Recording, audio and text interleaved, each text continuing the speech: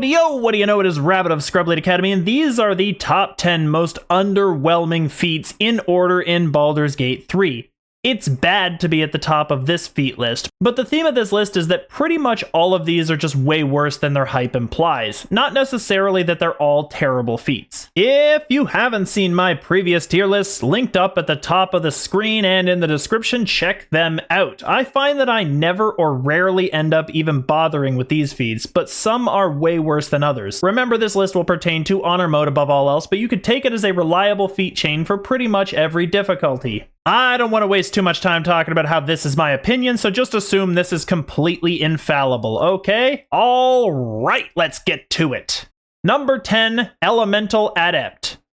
Surprised yet? Hey, at least it's the best garbage feat in the game. I've found so many instances where I'm not upset when I roll a 1 versus a 2, since the damage boost isn't that big, but where this feat is said to shine is in removing resistance to the element you use. Sadly, it only works with acid, cold, fire, lightning, and thunder damage, so it's pretty gated to either Tempest Cleric or Storm Sorcerers who dampen enemies before throwing Call or Chain Lightning. What's more, that resistance isn't super common, and when it is, the mobs are probably better dealt with by a bludgeoning melee weapon anyway.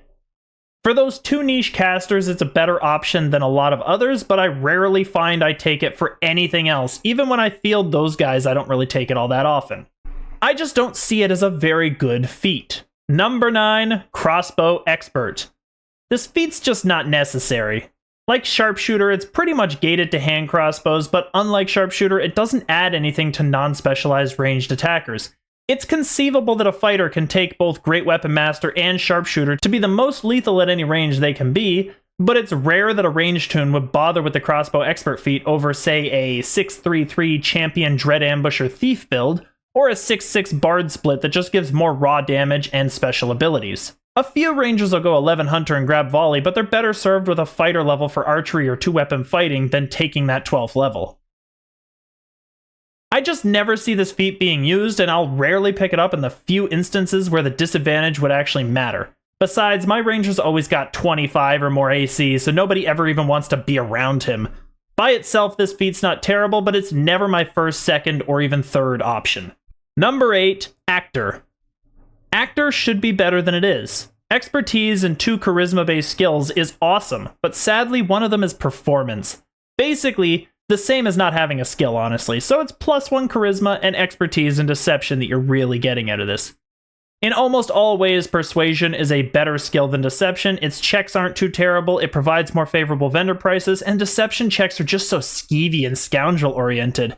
For lore-based reasons, I prefer to persuade my foes to join me, not deceive them against their own people. As far as mechanics, there's just always a better option out there, including a simple ability score increase. Not technically unusable, but this feat's never my first choice. Number 7, Magic Initiate Cleric. The Magic Initiate feats are pretty much over half of this list, but that's because they don't do enough by themselves to ever stand out. The absolute best one of them, in my opinion, is the MI Cleric feat, simply because the Cleric spell list is better than pretty much every other caster's list. I love the options presented in Cleric, but the problem is that they're just not good enough to be using a feat slot for.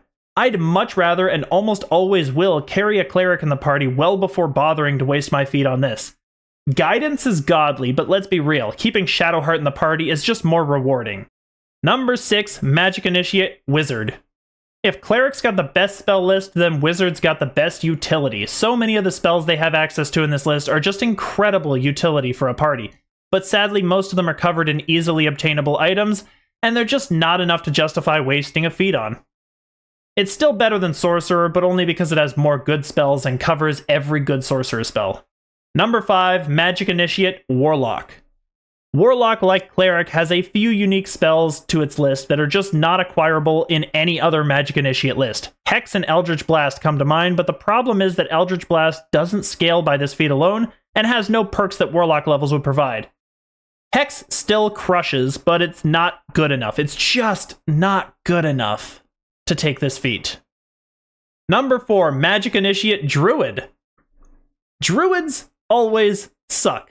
There, I said it. I love the class, but every time I find myself playing a Druid, I just reminisce on my wonderful times with Bard, Cleric, Sorcerer, Wizard, and even Warlock, despite never really meshing with the Warlock class. Everything about Druid just kind of annoys me, and their spell list is inferior to both the Cleric's and the Wizard's lists. The only unique thing they get is Shillelagh, but if you were doing this for Shillelagh, why aren't you just a Druid? Trust me, you'll enjoy your life more. Number 3, Magic Initiate Sorcerer. In regards to the good spells shared between the Sorcerer and other classes, this feat's restrictions on cantrips and first level spells pretty much means Sorcerer is always inferior to Wizard. They have a couple different spells, but in this level bracket, they're just never a better option than Wizard. In fact, I like their spell list so little, it would have been the worst Magic Initiate feat, if it weren't for this one. Number 2, Magic Initiate Bard.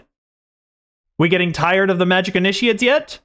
The actual spells Bard gets access to at this low level are pathetic by and large. Even if I could tolerate using any of these Magic Initiate feats, which I never could, never would, and never do, I would remind you all that the worst option is Bard in terms of spell diversity. In terms of good spells, its list is entirely covered by Wizard, so the only reason to ever take this feat over Wizard is if you don't want to search 5 more seconds through a bigger spell list for the right spells. Honestly, I've never been so disappointed in a chain of feats in all of my experience with D&D, and I'm surprised any of these Magic Initiate feats even were included in BG3, or, let's be real, Tabletop. They're just so bad. In my opinion, they could have been removed and it would only have made the games better. Still, there are a pair of feats that are so underwhelming, they actually make these feats passable.